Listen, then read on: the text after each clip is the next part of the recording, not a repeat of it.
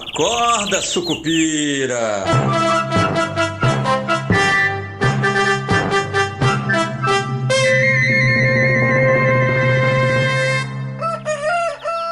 Bom dia, pessoal, sejam todos bem-vindos, sejam todas bem-vindas, brasileiros e brasileiras.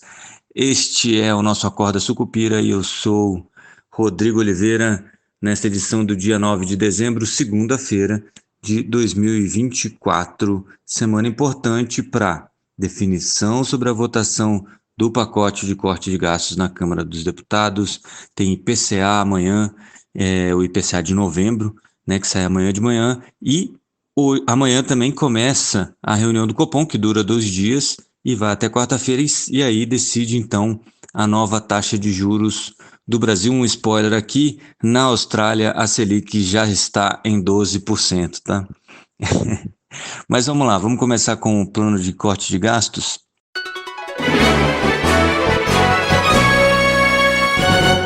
O Lira promete tentar acelerar a votação para esta semana, mas adivinhem só, quem acompanha o Acorda Sucupira não ficará surpreso. Por isso, se você é a primeira vez que você está aqui, vou te dizer que há algumas vezes, há algumas semanas, a gente já falava isso, que antes mesmo de sair o corte de gastos, que o PT atrapalharia a votação sobre o corte de gastos. E aí está, o PT já disse que não gostaria, não quer que haja alteração do BPC, né, o benefício de prestação continuada, do jeito que está no projeto. O governo estima ali 2 bilhões, embora isso não esteja escrito em lugar nenhum, tá? Isso é só falação por aí.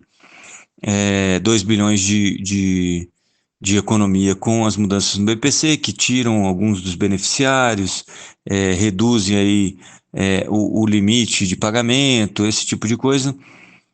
E o PT, que esteve em reunião da diretoria da Executiva Nacional aí no fim de semana, já se posicionou contra. O presidente do partido na Câmara já disse que o Planalto está avisado, e o Ministério da Fazenda aparentemente vai ter uma reunião aí com líderes petistas e talvez de outros partidos para tentar explicar ou apresentar novas regras que flexibilizem um pouco mais aquele corte de gastos que já não existia e cada vez menos vai existindo o truque, né? O truque já era ruim e agora está ficando pior ainda. Por que isso é importante, né? Vejam vocês que no fim de semana a Diretoria Executiva Nacional do PT então soltou um manifesto, não sei como é que eles chamam aquilo, uma cartinha dizendo, olha, entre outras tantas coisas, né, falando mal do Roberto Campos Neto, né, que é o malvado, é o GRU, é o GRU do PT, é o malvado favorito do Lula, falando, entre outras coisas, que a Faria Lima é contra o avanço social, né, e eu até escrevi sobre isso no Twitter, repliquei lá no meu Instagram, porque é de uma idiotice tão grande que às vezes eu fico em dúvida se realmente, quando eles escrevem isso, eles próprios acreditam, né?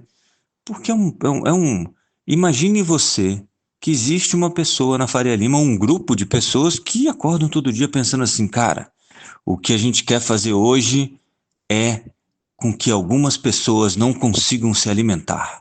Esse é o nosso objetivo, né? Nós não queremos que a empregada pegue voo no aeroporto, né?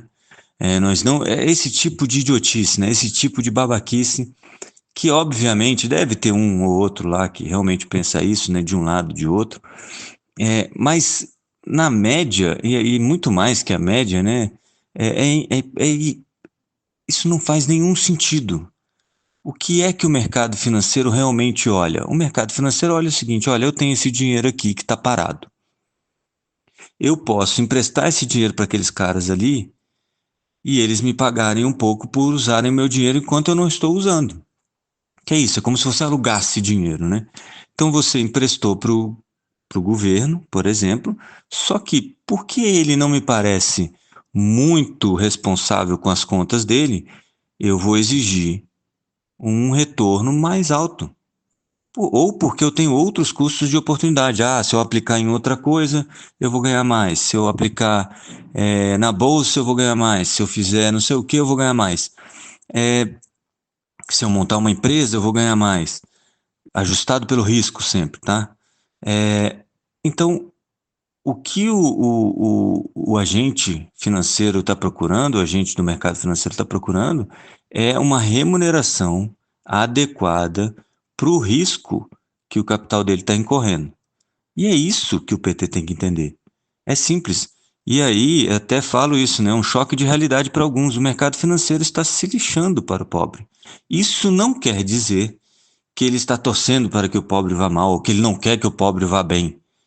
É simplesmente irrelevante, porque isso não entra na conta dele. Isso é um efeito colateral que pode ser positivo ou negativo, de acordo com o que as políticas econômicas acabam por fazer. Então, o que você tem que fazer? Você tem que incentivar essa pessoa que tem esse capital a emprestar esse dinheiro de uma forma que isso ajude também a sociedade. Como é que você faz isso? Por exemplo, você pode tentar baixar os juros, segurando um pouco o fiscal e mostrando um pouco de responsabilidade fiscal. Esse método que a gente está fazendo novamente neste ano, nestes 2 últimos anos de governo Lula, foi o método que quebrou o país lá em 2015, 2016 e que custou muito caro àqueles que o PT diz que quer defender, que é a porção mais desfavorecida financeiramente da população brasileira.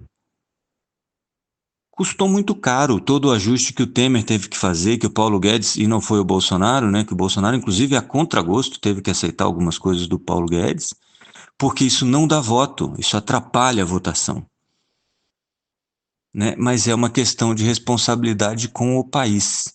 E aí, amigo, estou esperando para aparecer esse presidente aí. Muito bem. E o que a gente tem, né? Tem a reunião do Copom que começa. Então, vamos lá, só para encerrar aqui. Então, a gente tem essa pressão dos partidos de esquerda, principalmente aí PSOL e PT, contra algumas partes do pacote de ajuste. Isso já pegou mal na sexta-feira mesmo, já tinha esse zum zum zum nas mesas de operação, os juros já subiram, inclusive na curva de juros você já tem aí uma precificação de 15,75% de Selic na Selic terminal, né, quando o ciclo de juros acabar. Essa é a precificação da curva. Então você já vê que azedou bastante. E o dólar fechou aí para perto de 6,10, né, 6,8. Então, o mercado financeiro obviamente não está gostando nada do que está vendo e não tem uma queda de braço com o governo. De novo, gente, para o mercado financeiro, o governo é irrelevante. Se ele vai bem ou se ele vai mal, é um problema do governo. O que ele quer é que, olha, se eu olho para você e acho que você não vai me pagar, ou que as chances de você me pagar são muito baixas, eu quero um juro mais alto em cima de você, para compensar o risco que eu estou tomando. É simples. Não é eu não gosto de você, Lula, você poderia mudar o seu penteado, ou eu deveria mudar o meu penteado. Não faz o menor sentido essa discussão. Ela é infantil e idiota. Muito bem, vamos falar um pouquinho sobre a reunião do Copom que começa amanhã.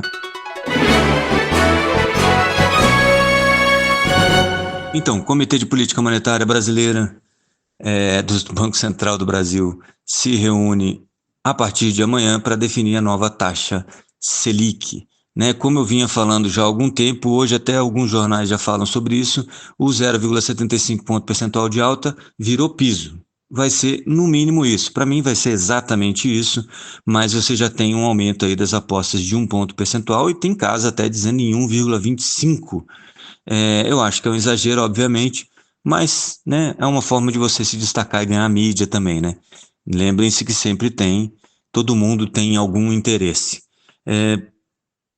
O que a gente vai ver, provavelmente, apesar da falação do diretório do PT sobre Roberto Campos Neto, é mais uma votação unânime, com 4 indicados do governo Lula pelo aumento de 0,75 ponto percentual na Selic, que levaria a Selic dos 11,25% ao ano atuais para 12% ao ano, tá? E isso é a última alta do nosso querido Roberto Campos Neto, que se afasta do Banco Central a partir do ano que vem, e aí Gabriel Galípolo fica com essa bucha na mão. Aliás, os 3 indicados do governo para o Banco Central devem ser sabatinados nessa terça-feira, não deve ter problema nenhum, afinal de contas, essa sabatina no Senado é uma coisa que o brasileiro ainda não aprendeu a utilizar, né? Mas, então, deve entrar aí os 3 novos integrantes do Banco Central, e aí você ficaria com 7, né? Se não me falha a memória, 7 dos 9 integrantes do Banco Central indicados pelo governo Lula. E aí, vamos ver. Tem duas vamos ver como será esse posicionamento a partir de janeiro. Tem duas possibilidades aí. Dada o tanto de falas do PT e de gente do PT sobre o Roberto Campos Neto, é de se esperar que o Gabriel Galípolo tenha que tomar uma atitude diferente de Roberto Campos Neto, né? O que pode ser muito estranho. E a atitude diferente seria reduzir a velocidade da alta ou até parar a alta. Cortar os juros ele não seria maluco, porque no dia seguinte o dólar vai a 8. Mas talvez reduzir a velocidade, né? Você faria 0,75 agora, em janeiro você baixaria de novo para 0,50 e indicaria 0,50 mais 1 ou 2 de 0,50 para tentar acalmar o mercado.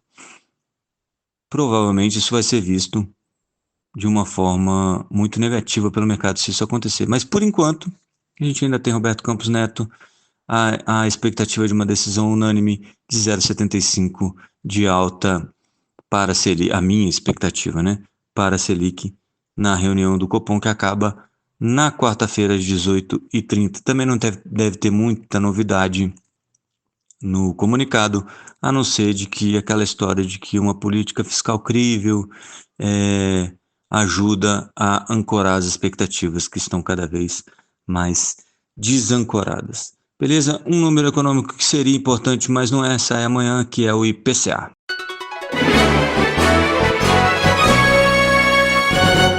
Então, o índice de preços ao consumidor amplo do IBGE, o IPCA, de novembro, vai ser divulgado amanhã, e a expectativa é de uma redução na velocidade da inflação na comparação mês contra mês, né? Em outubro subiu 0,56 e deve ficar aí perto de 0,35, de acordo com as expectativas do mercado, em novembro, o IPCA na comparação mensal. No anual, no entanto, esse número deve passar de 4,76 para 4,84 e se manter, portanto, acima do limite da meta de inflação, que é de 4,5%, né? Lembrando que a meta é de 3%, 1,5 ponto percentual para cima ou para baixo, então 4,5% a inflação limite para o Banco Central, né? E o IPCA deve marcar aí 4,84. Esse é um dado que só pode ser ruim. Em que sentido? Ninguém espera muita coisa do IPCA, e o IPCA ninguém está olhando muito, porque o problema está no fiscal. Não é a inflação de hoje, é a inflação de daqui a um tempo, em função de toda essa aceleração da economia com o hiato positivo, etc. e tal, coisas que a gente já falou aqui. E isso pressiona a inflação lá para frente, por isso que está cada vez mais desancorada para frente. Mas, se o IPCA vier muito pior do que esse esperado aqui, aí ela conta como negativo. Se ela vier melhor, todo mundo vai achar que não tem problema, não interessa, porque é lá no futuro. Então, é um número que só pode ser ruim, tá?